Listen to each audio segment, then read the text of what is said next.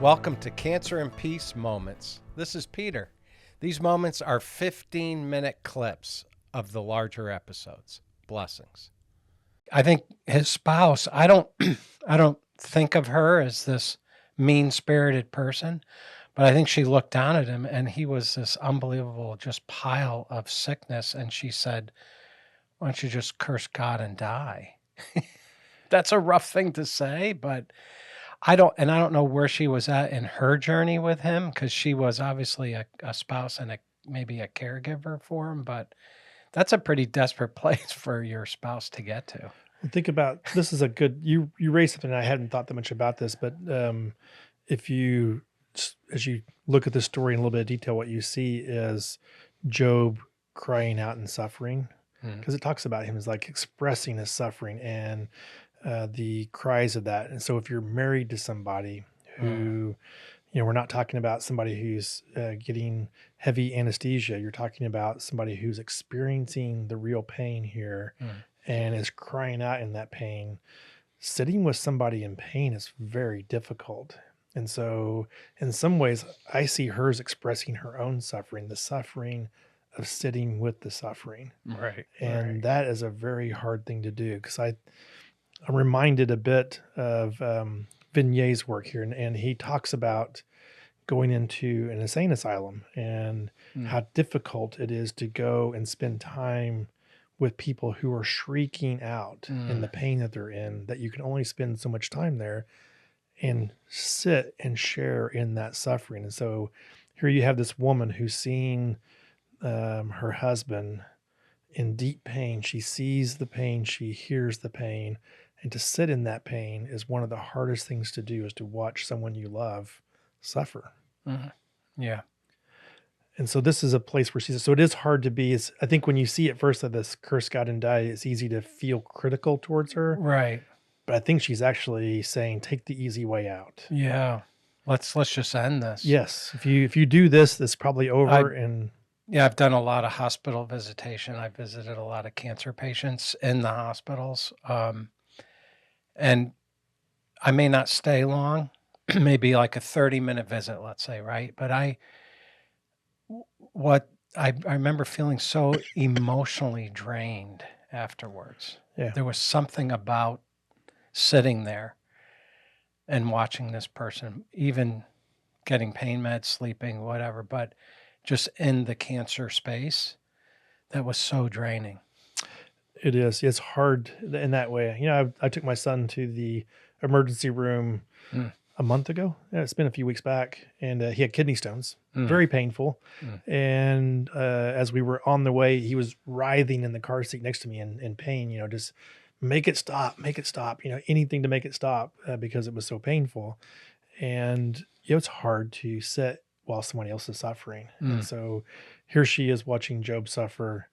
And I think we're going to talk about suffering this morning, because that's where we're going to go with Job's three friends show up. So he's in the midst of the suffering and he's in deep pain. His wife is going, just get it over with. It'll help solve both of our suffering, I think, is where she's probably coming from.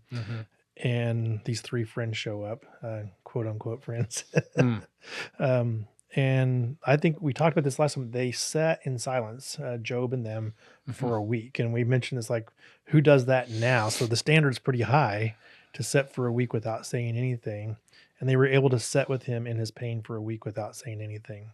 And just as a cancer patient, I want to mention the value of somebody a visitor who will just come and sit by you and maybe put a hand on me or that kind of thing, but in silence. How beautiful that is, how tender, how just their presence is a huge comfort. It really is a gift. It's a gift. Yeah, that carries on. So the story carries on where after 7 days, Job begins to speak and he speaks of his affliction.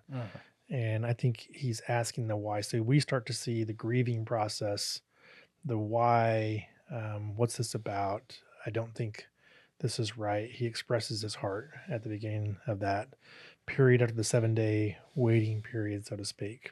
Yeah, I think early on he goes right to the basest place. I mean, he just says, I wish I had never been born is where I think pretty quickly, right? Yes, he does. He's Yeah. at that place. Yes. That's a dark place.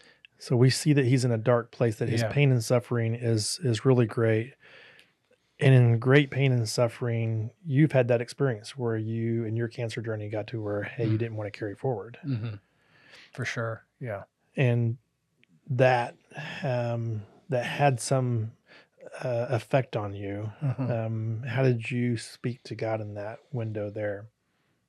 Well, I think I was frozen for a great part of that, but there was what I would call it a deep thickness, a darkness, and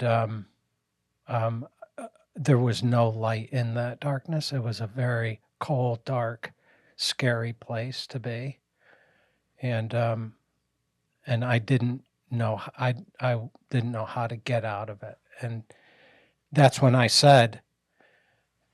That's when I said to myself and to God, if he was listening, you got to be freaking kidding me. This is my 14th surgery, third time being gutted out. And I just said, I can't do this anymore. I mean, I was in ICU in recovery, huge incision.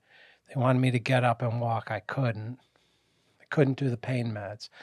And this was my third time to be in a hospital for over a month. It was coming, and I knew the hard work. But the other times, they said, "Oh, we got the cancer out." This time, they said, "You're probably going to do an end of life. You have a 5% survival rate with this situation." And so that's when everything within me that could get up and do recovery was gone. My resilience was gone. I didn't have anything. So I understand when Job said, I wish I had never been born, because that's how bad life is right now. This is the interesting part of the story now, I think, for Job, is that at this point, his friends ask permission to speak. That's a good start. Hey, do I have permission to, because I think that I like to do that. Peter, I have permission to ask a question or throw some thoughts in here. And so that seemed like a healthy starting point. And the moment the answer was yes, you must have sinned, and your sin has caused this on you, and you need to repent of that sin, is where the conversation went. And it went for a long time among all three friends. And I think this is worth talking about a bit for cancer patients and for theology and understanding, because you and I both share a belief that that suffering is an important part of our journey. It's not something that shouldn't happen to people. That suffering isn't because of a specific sin necessarily.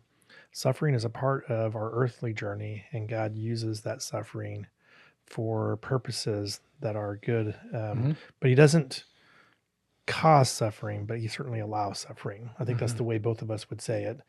But this is such an interesting part of the story, because the friends come in with, the only reason why this is happening is because you must have done something wrong. And I mean, so many of us could relate, but as a person who's been in an abyss like Job was, I mean, I remember having my own journey inward and saying to myself and to God, even though I felt like he wasn't listening, is there anything in me? I said, to come clean would be to understate it, but it's like, God, I'm in a horrible way here. I know that I sin. I confess all. In other words, I believe Job would have done his own sort of cleansing and intimate vulnerability confession with God before this point, because he's sitting in this ash heap of his own body that's just sort of crumbling around him. I couldn't imagine if I had visitors that came to me through my process and said to me, you must have some sin in your life. That would have been crushing. And I think this is an important theological point to anyone who may be sitting in their cancer journey going, I'm being punished for something. One of the things I find was listening to John Eldridge, and he had some things going. It's like, and somebody had asked this question to him. It's like, well, how do I know if that voice is the voice of God? And one of his first answers back was, well, if you're speaking a critical word to yourself, that's more than likely your voice. And I thought about that for a bit, and we had done a study on gentle and lowly, and one of the things that just stuck out from that study to me was God said that he was rich in mercy. And so you see God being rich in mercy. God doesn't look to come as a punishing God. He's rich in mercy. And so I think a great encouragement that comes from this story, and you see that playing out throughout God's character in the Bible, is that he's not coming to punish. He's coming to seek and save that which is lost, and he's rich in mercy. And so cancer that comes to people, it can be caused by something we do. Maybe if you've hurt your body in some way, or something that's happened, but this isn't a punishment for somebody who's cancer. So in your own journey, I think you probably discovered something. This is not a punishment for your life. Thank you for listening. Have a great day. Blessings.